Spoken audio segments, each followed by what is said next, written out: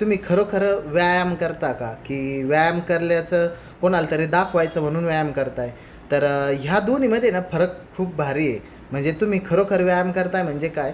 का तुमच्या शरीराला आवश्यक असणारा व्यायाम तुम्ही करताय. जे तुमचं शरीर सहन करेल ते व्यायाम करताय.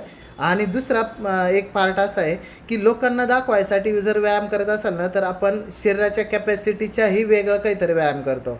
म्हणजे मी अशा काही लोकांना बघितलं आहे, की ज्यांचं पोट 1.5 फूट पुढं आहे आणि ते चांगलं रनिंग करतात ते.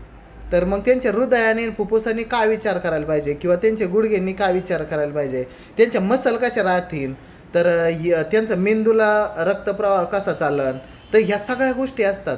तर आपण हा विचार नाही करत. खूप सारे लोक म्हणतात की आज आम्ही ना चांगली घामाची आंघोळ केली. घामाचा आणि व्यायामाचा संबंध नाही. घाम हा तुमच्या शरीराचं टेम्परेचर मेंटेन करण्याचं एक साधन आहे.